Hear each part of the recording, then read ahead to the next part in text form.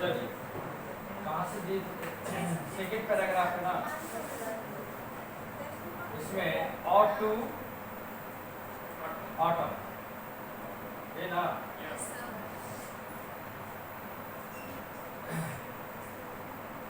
ये जॉन केट्स का लिखा हुआ है, जिसमें कि आप लोग को और सब इसमें आगे पढ़ाया गया है ना। तो और टू ऑटम का मतलब क्या होता है? और का मतलब और का मतलब होता है संबोधन का गीत कहिए, यानी गीत कहिए। और ऑटम का मतलब होता है सन या पतझड़। जब पतझड़ का मौसम आता है तो उस समय उसको ऑटम बोला जाता है, यानी जब पत्ते पेड़ से गिरने लगते हैं। ये लिखा हुआ है जॉन केट्स का, इसमें आगे पैराग्राफ एक पैराग्राफ पढ़ाया गया है। हम लोग को पढ़ना है कहाँ से? सेकेंड पैराग्राफ है ना। तो सेकेंड पैराग्राफ में जो दिया है और टू ऑटम में, ये कह रहा है कि who had not seen there oft. Oft का मतलब यहाँ ऑफ्टेन है, प्रायः जिसको कहते हैं। अमीट दे स्टू, यहाँ पर THY को हम लोग इसको पूर्ण रूप से जो पहले दाई मैंने तेरा के सेंस में यूज करते हैं। पहले भी आपको कई बार ये मिल चुका है ना। जैसे यूर तुम्हारा, तुम्हारी जैसा कि प्रयोग किया जाता था, उसी प्रकार इसका पहले इंग्लिश मैंने अभी हम लोग यूर के अर्थ में इसको प्रयोग करते हैं, या इसको यूर्स भी कह सकते हैं, यानी ये पोसेसिव प्रोनाउन के रूप में इसको योर्स कहा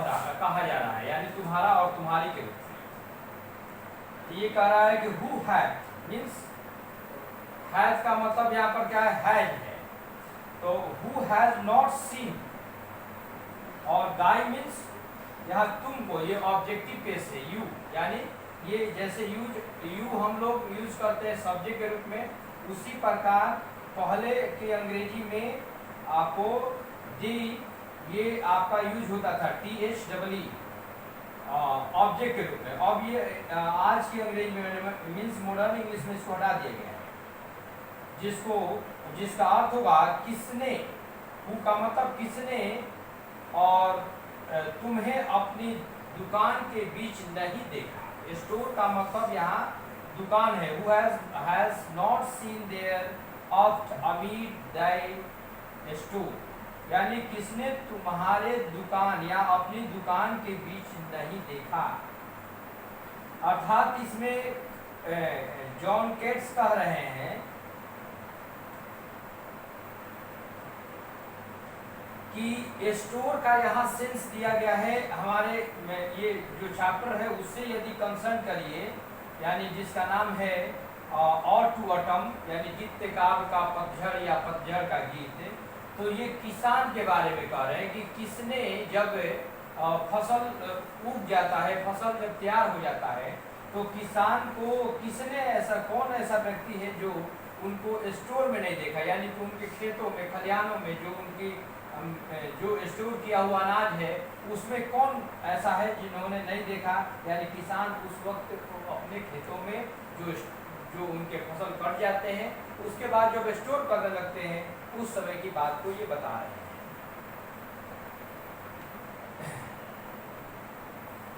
नेक्स्ट कह रहा है कि sometimes however 6 about may find, यानी समटाइम्स हाउएवर, यानी कि हाउएवर का मतलब यहाँ है जो या जो भी कह सकते हैं। कभी भी आपको यहाँ पर हु एवर में ईवर लगा है, तो यहाँ पर हु और ईवर, जब ईवर किसी वर्ड में मिलता है क्वेश्चन पूछे जाने वाले में, तो उस शब्द का जस्ट डबल मीनिंग हो जाता है। तो यहाँ पर क्या होगा? हु ईवर का मतलब होगा कि जो, यानी समटाइम्स हु ईवर सीक मीन्स यहाँ खोजना होगा। अबाउट माई फाइंड, यहाँ पर कह रहे हैं कि कभी कभी जो भी विदेशों में यानी एबोर्ड का मतलब क्या है, यहाँ विदेशों में खोजता है वह मिल जाता है। यानी कौन मिल जाता है, यहाँ किसान कह रहे हैं कि वो चीजें जो लोग विदेशों में खोजते हैं, वो माने जो बाहर से खोजते हैं कि बाहर में वो चीजें मिले, वो चीज उस ऐसा वो मौसम है, माने विदेश का यहाँ बाहरी की बात कर रहे हैं। बाहर जो यानी कि फसल जब होता है किसानों का, तो बाहर में जो किसान किस लिए जाता है, अपने फसल को काटने के लिए, अपने फसल को लाने के लिए। तो उस समय फसल का ऐसा दिन है जिसमें कि जो भी वो खोजना चाहता है किसान, उसको हर कुछ बाहर खेतों में खलिहानों में उपलब्ध होता है। क्योंकि किसान का खोजने का अर्थ वह तो क्या है, फसल से है, गाड़ी और घोड़ा से तो है नहीं किसान का मतलब। तो यहाँ पर वो अन्न की बात कर रहे हैं कि जो भी वो बाहर अपना खोजने की प्रयास करता है, वो सब कुछ उसके पास उपलब्ध होता है। क्योंकि फसल इस समय तक पक गए होते हैं, फसल के अनाज घर में स्टोर करने के लिए आने लगते हैं, मैंने उनको दुकान कह रहे हैं। नेक्स्ट कह रहा है कि दाई का मतलब होता है तुमको, है ना। Sitting careless on A greenery flower. Greenery का मतलब यहाँ हुआ गोदाम। तो ये कह रहे हैं कि तुमको या आपको, केयरलेसली का मतलब क्या हुआ, बेपरवाह। पर है कि तुमको माने किसान को कह रहा है कि वो उस समय जब किसान जब अपने फसल को काट लेते हैं, तो बेपरवाह होकर के अपना आराम करने लगते हैं। अब उनको चिंता मुक्त हो जाए, माने उनको अब चिंता नहीं होता है, इसलिए अपने अनाजों के ढेर पर वो अपने खेतों खलिहानों में जब अनाज लेकर आ जाते हैं, तो वो कह रहा है कि दे सिटिंग केयरलेसली, वो बेपरवाह होकर पड़े रहते हैं on A greenery floor, means उस अनाज के ढेरों पर, कहिए उस जगह पर जहां पर वो अनाज रखें, है ना। नेक्स्ट दाई का मतलब तुम्हारा, जो आपको अभी जस्ट बताएं कि योर्स के रूप में इसका इस्तेमाल किया जा रहा है, ये ओल्ड इंग्लिश है। Thy hair soft lifted by the winnowing, यानी यहाँ सॉफ्ट लिफ्टेड, सॉफ्ट का मतलब हेयर का मतलब यहाँ पर बाल हुआ, सॉफ्ट लिफ्टेड यानी कि मुलायम, और लिफ्टेड माने उठता हुआ। बाय विनोइंग का मतलब होता है फटकना, जैसे विंड मीन्स हवा। तो यहाँ पर किसको कह रहे हैं कि कह रहा है कि दाई हेयर, आपको बाल हवाओं के मुलायम उड़ते दिखाई देते हैं। यानी कि जब वो ऐसा मौसम होता है ऑटम का कि उस समय हवाएं बहती है, किसान जब उस फील्ड में रहते हैं, खेतों में रहते हैं, तो उनके बाल माने उड़ते हुए दिखाई देते हैं। यानी कि यहाँ पर ये बता रहे हैं बाल किसको, हमारे हेड को। हेड क्या मतलब, यहाँ पर हमारे व्यक्ति के बारे में नहीं जोड़ रहे हैं, ये जोड़ रहे हैं फसल के बारे में कि हेड यानी कि मुख्यतः उस फसल का हेड कौन होता है जब वो पक जाता है। तो वो कह रहा है कि वो हवाएं जो फसल हो जाती है, तो किसान क्या करते हैं, जब फसल को लेकर आते हैं तो उस समय अपने फसल को उसाने लगते हैं, फटकने लगते हैं, तो वो हवाएं उनको काफी मदद करती है। यानी वही कह रहे हैं कि उस समय उस मौसम में हवाएं उड़ती हुई दिखाई देती है आपकी बालों को। और on a half reap furrow sound asleep. Half reap का मतलब यहाँ पर हुआ जो ये कह सकते हैं अधकटे कहिए, हाफ रिप मैंने अधकटे, जो आधा अधूरे फसल जो कटे होते हैं, हाफ रिप, है ना। और फरो का मतलब हल्का रेखा होता है या कियारिया कहिए उसको, है ना। साउंड स्लीप यानी ध्वनि सोते हुए, और स्लीप माने यहाँ पर सोते हुए यानी सोने की बात कर रहे हैं। तो यहाँ कह रहे हैं किसान कि और ऑन हाफ, अरे मैंने जो अरे जब मौसम ये जब फसल हो जाते हैं तो उस वक्त जो कभी कुछ ऐसे भी दिखता है जिसमें कि हमारे फसल जो होते हैं हाफ कटे फटे, कहीं कहीं आधे भी कटे होते हैं, तो उस वक्त उनमें एक साउंड आता है जब फसल लगभग पकने की ओर हो जाते हैं, मैंने अभी आधे ही कटे हैं, यानी कि उस मौसम में देखते हैं कि उसमें एक ध्वनि आता है ना। उसमें जब आप फसल हो जाएगा तो उसको या देखेंगे चना को, यदि चना को तोड़ लेके पक जाएगा तो उसमें हल्का ध्वनि आता है, तो उसमें झंझनाहट यानी एक आवाज की बात कर रहे हैं, यानी ये बता रहा है कि ये मौसम ऐसा होता है कि उस समय उस अनाजों से हमारे किसान को जो फसल होते हैं उससे ध्वनियाँ आती है।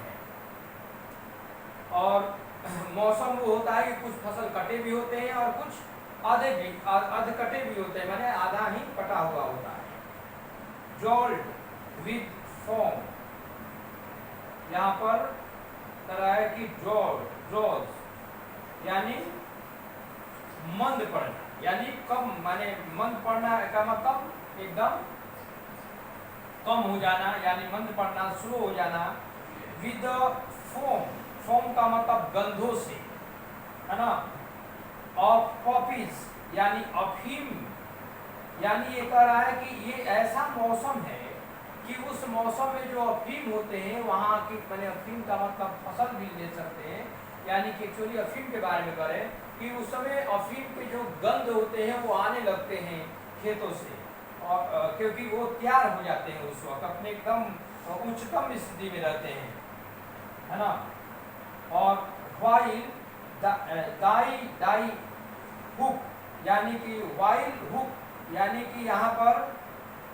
हुक का मतलब कह रहा है कि कांटा, और कह रहा है कि जबकि तुम्हारे जो कांटे पपी यानी अफीम के ड्रॉज यानी वे मंत्र मुग्ध कर देते हैं, यानी कह रहा है कि जो खेतों में अफीम होते हैं, अफीम के गंध जो होते हैं, जब फसल उनका अफीम का तैयार हो जाता है तो उनके काफी सुगंध उससे आता है, और वो पूरे उस एरिया को जहाँ तक उसका गंध जाता है पूरे मंत्र मुग्ध कर देते हैं, यानी कि सभी को उसको अपने चपेट में ले लेते हैं, सभी लोग उसको गंधों से एकदम सराबोर हो जाते हैं। तो इस तरह से कुछ फसल होते हैं जिनकी गंधे आती है, यानी कि यहाँ अफीम की बात करते हुए भी और भी फसल के इंडिकेट करा रहे हैं कि ऐसा मौसम है। आगे एस्पेयस द नेक्स्ट श्वेत, यानी कि ये कह रहा है कि एस्पेयस का मतलब होता है रक्षा करना, द नेक्स्ट श्वेत का मतलब है चौड़ी रास्ते, यानी कि अब ये कह रहे हैं कि अब जब फसल कट जाते हैं तो क्या होता है कि रास्ता जो होता है वो चौड़ी चौड़ी हो जाती है किसानों का फसल कट जाने से। और एंड ऑल इट्स ट्विन, और कह रहा है कि सभी इसके ऑल इट्स ट्विन फ्लावर्स, और एक साथ उगे हुए, माने जितने भी वहां पर एक साथ उगे हुए फ्लावर्स हैं यानी फूल हैं, यानी ये कह रहा है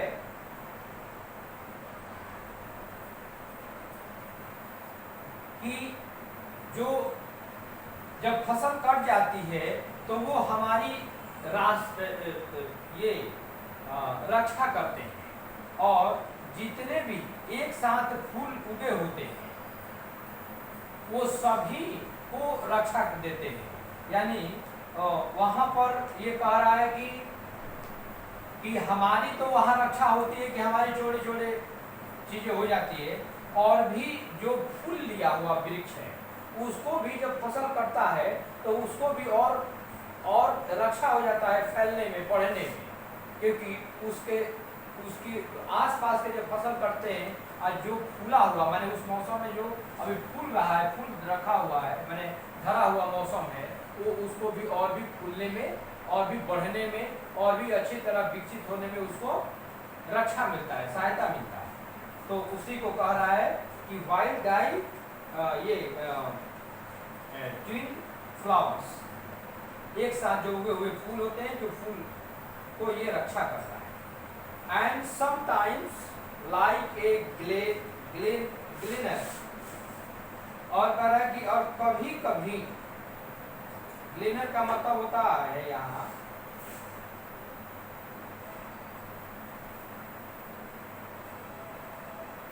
और कभी कभी ऐसा होता है कि कुछ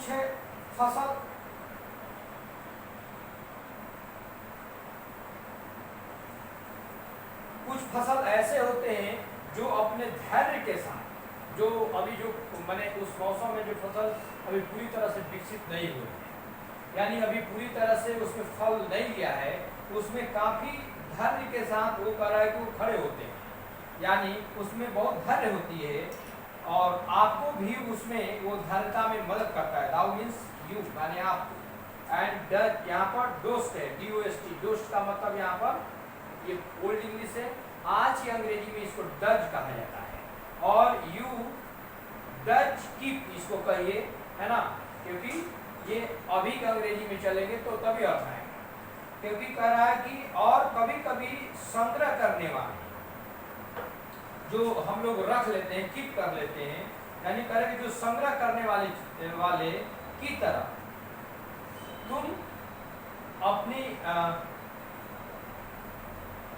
ये यानी कह रहा है कि तुम उस जो, यानी कि जैसा कि उसमें जो फसल होते हैं, वो कह रहा है कि जो फसल उग गए हैं और किसान अपने फसल को जो अपने खलिहान में या घरों तक ले जा रहे हैं, उसी प्रकार कुछ ऐसे भी फसल होते हैं जो उस समय अभी फूल लिए होते हैं, तो वो धैर्य के साथ ये करे कि वो एकदम खड़े होते हैं, किसान भी उसके साथ धैर्य में होते हैं कि चलिए अब हो गया है, अब तुरंत फल लेकर के हमारा अब घर में जाने वाला है। तो उस वक्त वो उसको कह रहे हैं कि वो धैर्य के साथ उसको खड़ा होने की बात कर रहे हैं कि वहाँ पर फल भी अपने धैर्य से खड़े होते हैं कि हम भी अपनी लास्ट स्टेज में, और किसान भी ये बात सोचते हैं कि चलिए अब तो हम काम कर दिए, अब मेरा काम है नहीं, ना उसमें कोड़ना, ना उसमें जोतना है, ना बोना है, ना पानी पटाना है, अब वो तो हो ही जाएगा जब फूल ले लेता है। स्टडी और स्थिर या निरंतर इसका मतलब होता है, और दाई का मतलब योर्स है, योर्स माने तुम्हारा, तुम्हारी, यानी पोसेसिव केस, यानी निरंतर तुम्हारे या तुम्हारा या अपना भी लगा सकते हैं सब्जेक्ट के बाद जब लगता है तो। लेडेन, लदा हुआ, हेड अक्रॉस ए बुक, यानी छोटी धारा या धार, इसमें करें कि अपने लदे हुए फल फूल से, पूरी तरह से जो लदे हुए फल फूल है उससे करें कि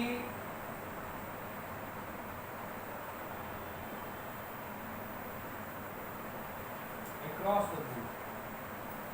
यानी कि कह रहा है कि अपने लदे हुए जो फल फूल हैं, जिनमें फल लदे हैं चाहे फूल लदे हुए हैं,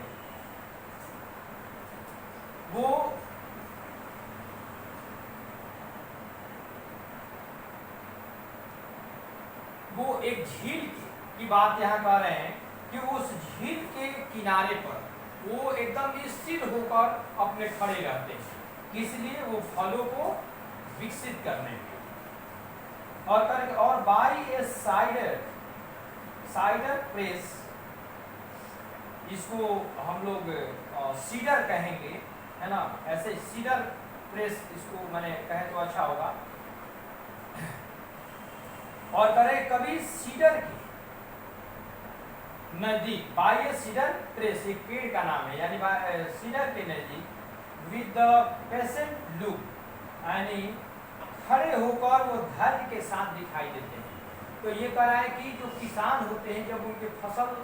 कुछ तो कट जाते हैं तो ठीक है, बेपरवाह लेट जाते हैं, जो पहले बताया। दूसरा बता रहा है कि जो अभी फसल खड़े हैं जिसमें फल लिए हुए हैं, वो स्थिर अपने किसी तालाब के या झील के कहीं जहाँ पर भी हो वहाँ पर वो खड़े होते हैं और वो धैर्य के साथ, किसान भी उनके साथ अब खड़ा होता है, उनको भी अब विश्वास होता है कि चलिए अब फसल तैयार होने के आ गया है वक्त, अब कोई बात की चिंता नहीं है, तो वो भी खड़े होते हैं और पेड़ पौधा भी अपने धैर्य के साथ खड़े होते हैं। दाऊ वाचेस, दाऊ का मतलब अभी बताए हैं, तुम के अर्थ में, यू के अर्थ में, करेंगे thou watches the last oozing, hours by hours, oozing का मतलब होता है बूंद बूंद गिरना, आवर बाय आवर माने घंटा दर घंटा, है ना। तो ये कह रहा है कि पहाड़ों, ये कह रहा है कि पहाड़ों से, वो जी कहाँ से होगा, यानी टपकना कहाँ, पानी नहीं होगा, तो पहाड़ होंगे, यानी झील तालाब की, ये ज्यादातर उसी की बात कह रहे हैं जो झील तालाब की ओर की। तो ये कह रहा है कि पहाड़ों से टपकती हुई पानी, है ना, पानी या पानी की बूंदे को कभी कह रहा है कि वाचेस यानी अधिक से अधिक, बहुत गहराई में उसको निहारते हैं, यानी देखते जाते हैं। यानी कभी यहाँ पर कह रहे हैं किसानों को कि किसान अपने एक खेत के साथ तो धर के साथ खड़ा रहता है, इसके साथ अपने मन लगाने के लिए वो उस पहाड़ों से टपकते हुए पानी की बूंदों को बहुत निहारते हैं और उसमें अपने मनों को लगाते हैं, यानी कि यहाँ पर थोड़ा सा इंजॉयमेंट की बात कह रहा है कभी यानी कि उस किसानों, क्योंकि उसको खेत खलिहान में इंजॉयमेंट कहाँ मिलता है, उसको तो वहाँ पर टीवी तो है नहीं और पहले का लिखा है तो उस समय होगा भी नहीं कि वो देखेगा। Next, where are songs of spring, कह रहा है कि अब सेकेंड टॉपिक में है ना, यानी कि where are song of spring, यानी आई का मतलब ए वाई नहीं कहिए, वेयर आर दे, बसंत के गीत कहाँ हैं, अरे वे अरे वे कहाँ हैं। अब बसंत के बारे में उस जो गीत होते हैं उस ऋतु में, उसके बारे में ये चर्चा कर रहे हैं कवि कि बसंत के जो गीत गाए जाते हैं, जब फसल हो जाता है तो देखेंगे कि एक गीत संगीत होती है। तो ऐसे भी आप देखे होंगे कि फसल कटने के जब कटता है तो एक प्रकार की, हम लोग को भी एरिया में एक प्रकार का जब उसको शायद चैत में एक पर्व होता है जिस समय कुछ बनता है ना घरों में, तो उसमें एक पर्व हम लोग के पास भी अभी होता है जिसमें उसके फसल कटने के खुशी में ही उसको उस दिन बनता है ना। जैसे जौ का वो होता है, देखिए हमारे दिमाग में नहीं आ रहा है ना। आगे थिंक नॉट ऑफ देम, क्योंकि हम लोग बहुत सारा चीज ऐसा है जो पर्व है लेकिन पर्व को हम लोग उसको कभी हकीकत जानते नहीं है तो क्यों मनाया जाता है, आ जाता है तो हम लोग मना लेते हैं। बसंत पंचमी तो हम लोग की तरफ मेला लगता है। हाँ, एक घर में पूरा उसका बनता ही है, अब उसका नाम हमको याद नहीं आ रहा है, सबको घर में बनता है उस खुशी को उपलक्ष्य, तो फसल के लिए याद होता ही तरह के। Think not of them thou has का मतलब यह है दाई म्यूजिक टू, तरह की ये कह रहा है कि थिंक नॉट ऑफ देम, उनके बारे में मत सोचो। अब कह रहा है कि अब चिंता करने की क्या जरूरत है, अब तो फसल आपका तैयार हो चुका, या अब तुम गाने के बारे में क्यों सोच रहे हो, वो तो स्प्रिंग का तुम्हारे गाने जो फसल है ना उसका तो खुशी क्या है, किसान का तो खुशी जो है फसल का हो जाना है। तो ये कह रहा है कि अब तुम जो जिस गाने की बात कह रहे हो उसके बारे में क्यों सोच रहे हो, क्योंकि तरह की हैज दे म्यूजिक टू, वो जो गीत तुम गाने की बात कर रहे कि कहाँ है, वो तो तुम्हारे पास भी है, तुम्हारे पास भी फसल है, तुम भी गा सकते हो गीत उस खुशी में। और कह रहा है कि why clouds bloom the soft dying day. Why कह रहा है कि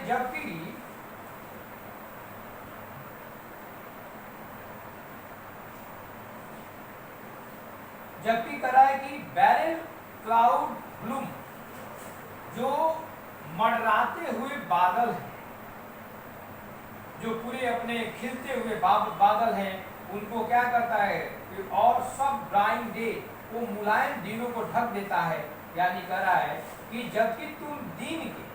समाप्त होने के साथ पूरी जो धरती है या पूरी धरती खूबसूरत रंगों से ढक देते हैं। यानी कि यहाँ पर कह रहे हैं कभी मौसम का थोड़ा सा यहाँ बता रहे हैं कि एक ऐसा मौसम होता है जिसमें बादल एकदम अपने खिलते हुए, हंसते हुए, मुस्कुराते हुए पूरे धरती को रंग बिरंगों से वो उसकी खूबसूरती को ढक करके बढ़ा देता है। यानी कि मौसम जब देखते हैं कि हमारा एक सुहावना हो जाता है तो हम लोग उस समय काफ़ी आनंद लेते हैं। उस मौसम की बात कर रहे हैं कि तुम दिन के समाप्त होने के साथ साथ पूरी धरती जो खूबसूरती से पूरा का पूरा ढक देते हो। ये बादल की ओर थोड़ा सा इशारा कर रहे हैं, जो खुश मिजाज यानी वो सुहावने बादल हैं, उनकी बात कर रहे हैं। ये दिनों को जब हमारा ऑटो इवेंट यानी कि ये ऑटो अटम जो ये पतझड़ के समय आता है तो उस समय मौसम की ओर इशारा करते हैं कि मौसम कैसा होता है। And touch the stubble plain with rosy hues. Stubble का मतलब होता है खूंटी, ह्यू का मतलब होता है रंग। और कह रहा है कि टच द स्टेबल प्लेन, और जो समतल रास्ते होते हैं जो उनमें फसल कटने के बाद खुटिया गुलाबी कलर की जो खुटी होती है उनको यहाँ बता रहे हैं, जो रोजी ह्यूज यानी रंग के होते हैं। तो ये कह रहा है कि और गुलाबी रंग की जो खुटिया प्लेन रास्ते को छूते हुए गुजरते हैं। यानी कि जो जब फसल कट जाते हैं तो जब भी हम लोग गुजरते हैं उस रास्ते से तो हमें खुटीदार वो रास्ते मिलते हैं, उससे होकर गुजरना पड़ता है। यानी कि अब ये अपने लास्ट फसल की माने कटाई की ओर इशारा कर रहे हैं। Then in a willful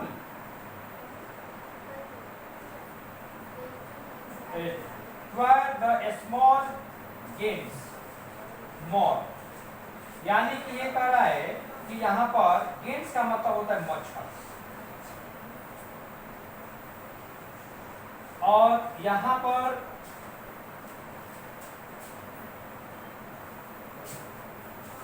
वेलफुल का मतलब होता है शोक या उदास।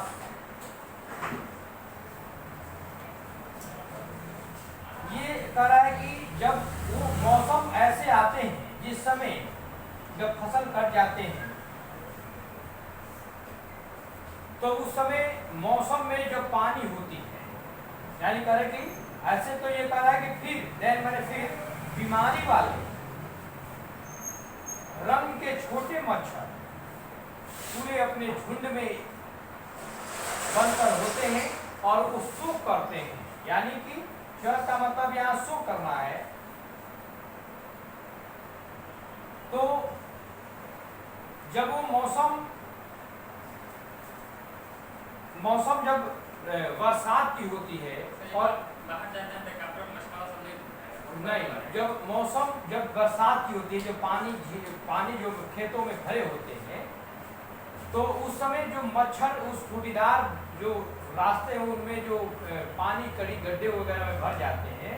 तो उसकी ओर इशारा कर रहे हैं कि उस समय उसमें मच्छर पनपते हैं,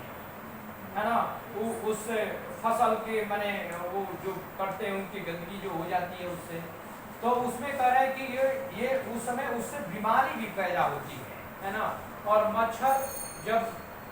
फसल माने जैसे वो सूखा का समय आता है तो उस समय वो शोक करते हैं मच्छर की, अब ये दिन गया है ना, तभी शोक करेंगे ना, क्योंकि उनमें तो बीमारी तो हमारा पानी में ही होगा और उसमें मच्छर पनपते हैं, उसमें जैसे डेंगू रोग होते हैं, तो वहाँ इशारा कर रहे हैं। और तक among the river swallows borne aloft, और यहाँ पर एमॉन्ग का मतलब बीच होगा, रिवर में नदियाँ, स्वेलो मन हल्के पीले रंग, और बर्न अलोफ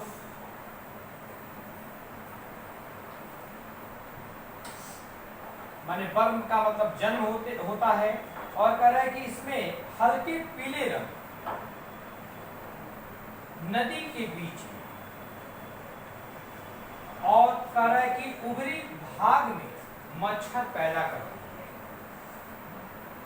नदी का मतलब वही कह रहे हैं जो बात हम आगे पीछे ही आपको कह चुके, उसके लाइन से एसेंस से, कि नदी का मतलब ये छोटे छोटे वो गड्ढे की बात है, उसके पानी जो होता है एकदम पीला पड़ जाता है और उसमें मच्छर जन्म लेने लगते हैं। नदी का मतलब यहाँ नदी ही नहीं कह रहा है, यहाँ ये खेत के छोटे छोटे गड्ढों की बात कर रहे हैं, हाँ, जिसमें पानी लग जाता है, नदी में कहाँ से पीला होता है, वही बात। तो ये थोड़ा सा बहुत बारीकी से समझना पड़ता है इस लाइन को, ये क्योंकि कहता कुछ और है और सेंस यदि आप लेकर चलेंगे तभी ये पकड़ा पाएगा ना, नहीं तो इस डायरेक्ट वर्ड से मीनिंग नहीं लगा सकते हैं। और sinking as light wind lives or die, और हल्की हवा के रूप में, सिंकिंग माने डुबकी होता है या डूबना होता है, डुबकी मारकर रहते हैं और एक समय ऐसा आता है कि वे मर भी जाते हैं, क्योंकि उसके खेतों से यानी कि उस नदी की माने तालाबों के पानी जैसे खत्म होती है तो मच्छर अपने आप मर भी जाते हैं। इसीलिए कहा जाता है कि जो भी पानी इकट्ठा हो तो वहाँ इकट्ठा नहीं करना चाहिए, उसको निकास कर देना चाहिए, निकाल देना चाहिए। तो ये प्रक्रिया ऑटोमेटिक चलने लगता है। जब मर जाते हैं तो जस्ट पीछे कहा कि वो सुख मनाने लगते हैं जो बचे, कि अब हम भी नहीं बचेंगे, या काफी अपने जो मित्र हैं मरे हैं उनके शोक में शोक मनाते हैं। दूसरा चीज है कि वो पानी खत्म होने वाला है, वहां से इकट्ठा हुआ उसके शोक में मनाते हैं, शोक मनाते हैं। तो एक सेंटेंस को ध्यान रखिएगा, जब आप इस लाइन को पढ़ रहे हैं तो आगे वाला भी लाइन को लेकर चलना पड़ेगा। यानी कभी कभी पिछले लाइन से अर्थ नहीं दे रहा है तो बाद वाला लाइन वो बता देता है कि उसका अर्थ क्या होता है। इस तरह से मिलाकर आपको अर्थ लगाना। And full grown lamp loud blade, blade का मतलब होता है मिमियाना, फ्रॉम हिली वॉल, तरह की और बड़ी भेड़िया, जो फुल ग्रोन लैम्प है माने बड़ी हो जाती है, वो भेड़िया पहाड़ी सीमा से तेजी से मिमियाते हुए माने उनकी आवाज सुनाई देती है। माने ये मौसम ऐसा होता है जिस समय पहाड़ों में जब बड़े बड़े मेमने होते हैं, भेड़िया होती है, उनकी आवाजें उस समय सुनाई देती है। भेड़िया आगे हेज क्रिकेट सिंह, और जो कीड़े मकोड़े हैं उनके आवाज भी सुनाई देता है, वो झिंगू जिसको वो गाते रहते हैं उस मौसम में। And now with trap soft, और ट्रेबल का मतलब हुआ, ट्रेबल का मतलब तिहरा बढ़ना, माने 3 गुने बढ़ना। इसका मतलब हुआ कह रहा है कि जो कीट पतंग के जो उनकी आवाजें है, एक आवाजें उनकी माने जो कर्कश की आवाजें कड़कड़ाते हुए जो आवाजें देते हैं, वो आवाजें को कह रहे हैं कि उस समय वो गाते हैं अपने सुर में, एक लय में गाते हैं ना। और फिर और जितना प्रयास करते हैं कि वो और ज्यादा स्वर में गाएं, मैंने कि वो अपने उस मौसम में तिगने जितना उनका आवाज होता है उसे तिगने स्वर में वो चिल्लाते हैं, मैंने अपने गाते हैं। देखेंगे पानी पड़ता है तो पूरे काफी तेज गति में आपको झिंगुर की आवाजें सुनाई देने लगती है, लेकिन इस मौसम में कहीं दिखाई नहीं देगा, लेकिन बोलते तो जरूर होंगे, गाते तो जरूर होंगे। रेड ब्रेस्ट यानी रॉबिन एक पक्षी का नाम है,